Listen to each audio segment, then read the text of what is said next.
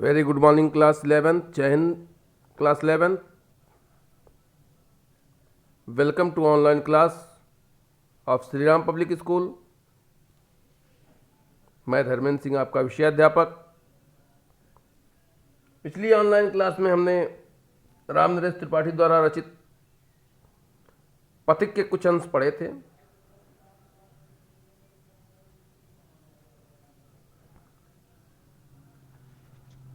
कवि ने किस प्रकार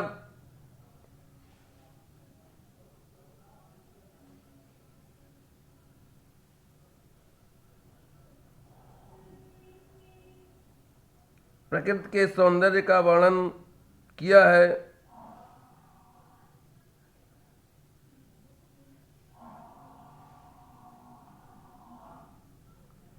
किस प्रकार से कवि प्रकृति प्रेम के बारे में बताता है, प्रकृति के सौंदर्य पर मुग्ध होकर वह उसके साथ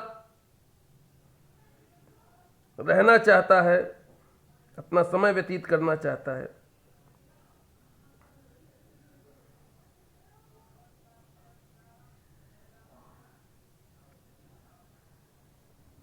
उपरोक्त सारे पद्यांशों में ये सब बातें बताई गई हैं। कल का जो अंतिम पद्यांश था, जब गंभीरतम अर्धनिशा में जग को ढक लेता है, इसमें कवि ने बताया है कि जब अंधकार सारे संसार को ढक लेता है और आकाश रूपी छत पर ऐसा लगता है मानो तारों को छिटका दिया गया हो, तारे इधर उधर पड़े हुए या तत्र चमकते रहते हैं, उसमें प्रसन्न मुख संसार का स्वामी बड़ी ही धीमी गति से आता है और आकाश गंगा के तट पर खड़ा होकर जीवन के मधुर गीत सुनाता है।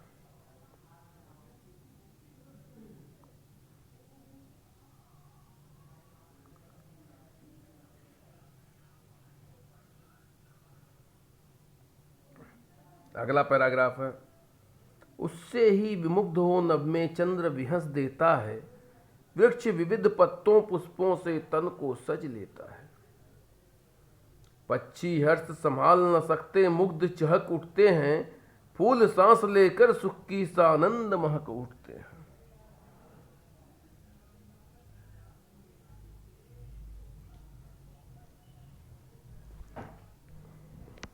विमुग्ध का अर्थ होता है प्रसन्न। नभ माने आकाश, चंद्र माने चांद, विहंस माने हंसना, वृक्ष माने पेड़, विविध माने कई तरह के,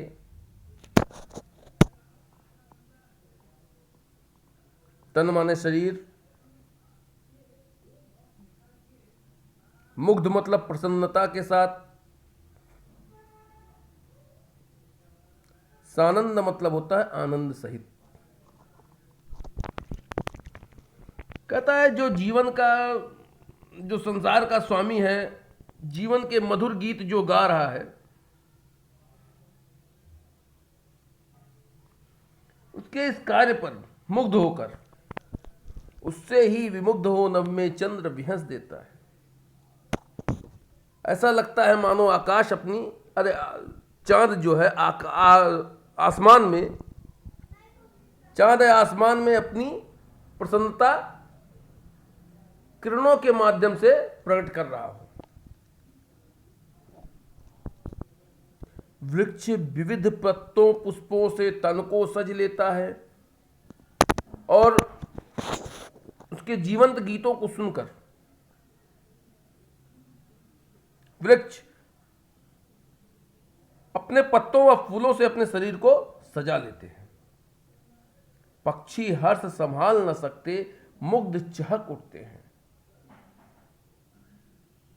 पक्षी भी उस प्रसन्नता को पाकर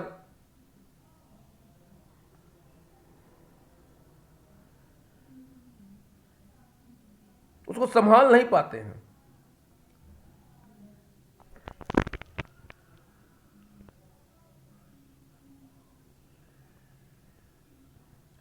प्रसन्नता के साथ चहकने लगते हैं, मुग्ध चहक उठते हैं। फूल सांस लेकर सुख की सानंद महक उठते हैं, और फूल भी असीम आनंद का अनुभव करते हुए अपनी महक को चतुर्दिक फैलाने लगते हैं।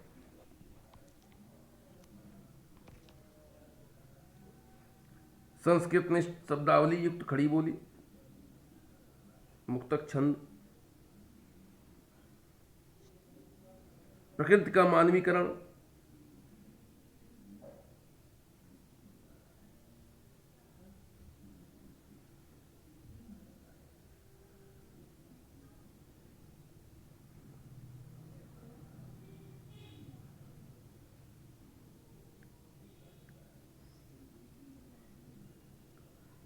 वन उपवन गिरि सानु कुंज में मेघ बरस पड़ते हैं, मेरा आत्म प्रलय होता है नयन नीर झड़ते हैं।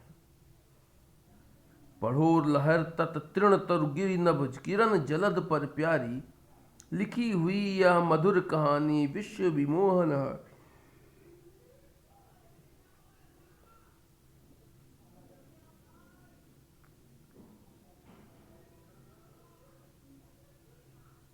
वन मतलब जंगल, उपवन माने बाग, गिरि माने पहाड़, सानु माने समतल भूमि, कुंज मतलब वनस्पतियों का झुंड झुरमुट, मेघ माने बादल।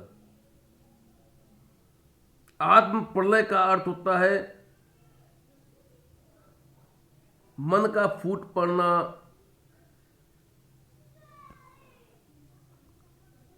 नयन माने होता है आंख, नीर माने होता है पानी, झड़ना माने निकलना।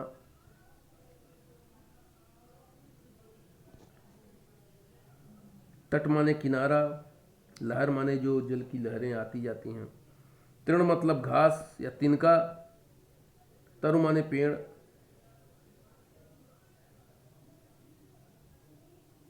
गिरि माने पर्वत, नभ माने आकाश,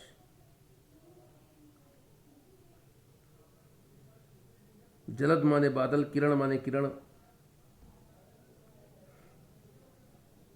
विमोहनहारी का अर्थ होता है संसार को, विश्व विमोहनहारी मतलब संसार को मुग्ध कर देने वाली।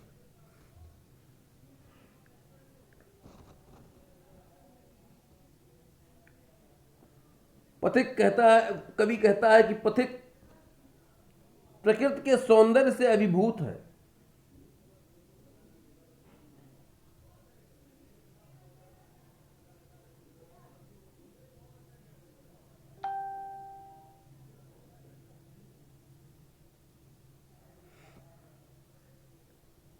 कवि कहता है कि प्रकृति की प्रेम लीला से वन उपवन पहाड़ समुद्र तल वनस्पतियों पर मेघों की बारिश होने लगती है।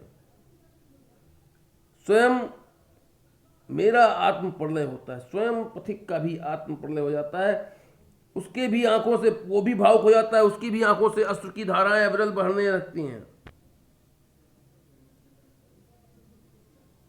वह अपनी प्रियतमा से कहता है, पढ़ो लहर तक तीर्ण तरु गिरि नभ किरण जलद पर प्यारी।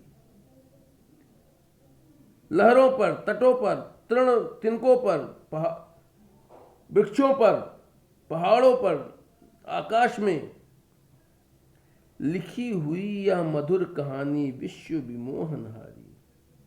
विश्व को विमोहित करने वाली यह कहानी आप कहीं भी प्रकृति के किसी भी जो भी प्रकृति का अभिन्न अंग है उस पर आप पढ़ सकते हो। यह बहुत ही प्यारी कहानी है।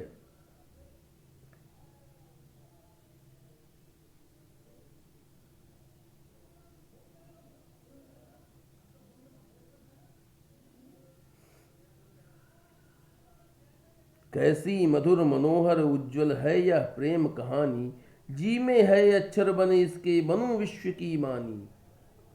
यह जो प्रकृति की प्रेम कहानी है, प्राकृतिक सौंदर्य की जो प्रेम कहानी है, यह अत्यंत ही मनोहर है। मनोहर का अर्थ होता है सुंदर, उज्जवल का अर्थ होता है उजली, जी मतलब मन,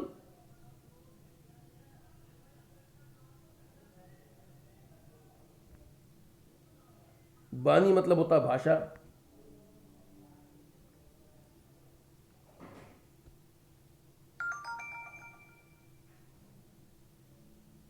स्थिर मतलब होता है ठहरा हुआ। आनंद प्रवाहित मतलब आनंद से बहने वाली धारा।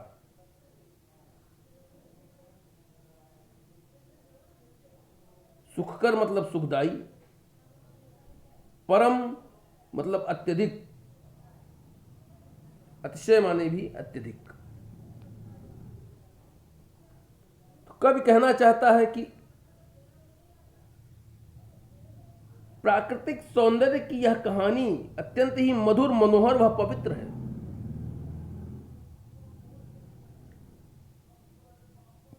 हमारी मन में एक इच्छा जगी है, चीमे है अक्षर बन इसके बनू विश्व की वाणी, कि हम भी इस मनोहर उज्जवल प्रेम कहानी का अक्षर बनकर विश्व की वाणी बने। स्थिर पवित्र आनंद प्रवाहित सदा शांति सुखकर है।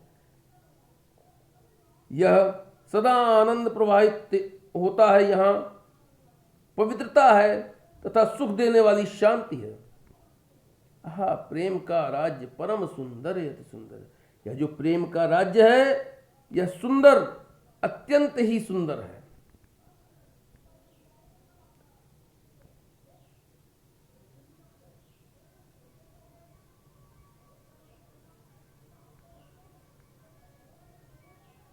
प्रकृति के प्रति कवि के हृदय में जो प्रेम है उसका चरम भाव प्रकट हुआ है। मानवीकरण अलंकार है, संस्कृत निष्ठ खड़ी बोली है।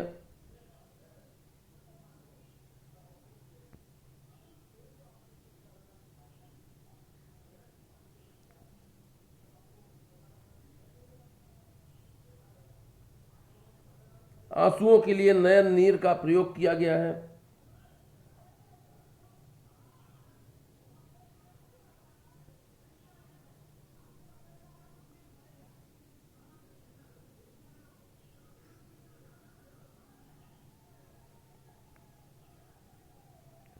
सुंदर शब्द के साथ दो विशेषण परम व से अत्यंत का प्रयोग अत्यंत ही प्रभावशाली ढंग से किया गया है।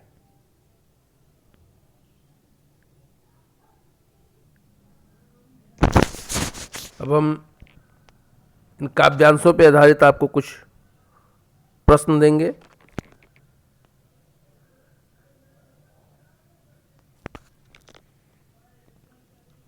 जिनका समुचित उत्तर देने का आप प्रयास कीजिएगा। समुचित उत्तर आप नहीं दे सकने की स्थिति में सायंकाल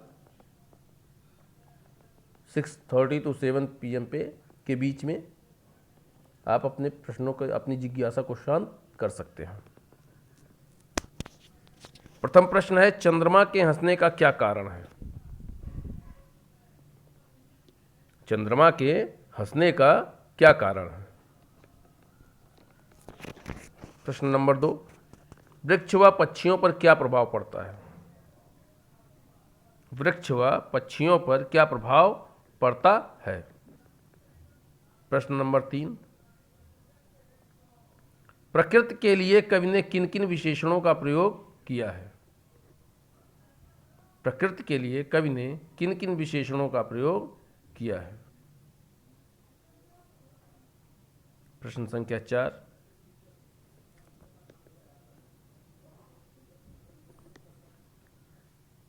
कवि प्रेम का राज्य कहकर किसे संबोधित कर रहा है? कवि प्रेम का राज्य कहकर किसे संबोधित कर रहा है, उसकी विशेषता क्या है? आप सबसे मैं पुनः बता दूं कि अगर आपको कहीं पे किसी भी प्रकार की समस्या आती है तो आप अपनी उस समस्या के समाधान के लिए सायंकाल 6:30 to 7 PM के मध्य में कभी भी कमेंट के माध्यम से अपनी समस्या का समाधान प्राप्त कर सकते हैं। Thank you class. जय हिंद सर।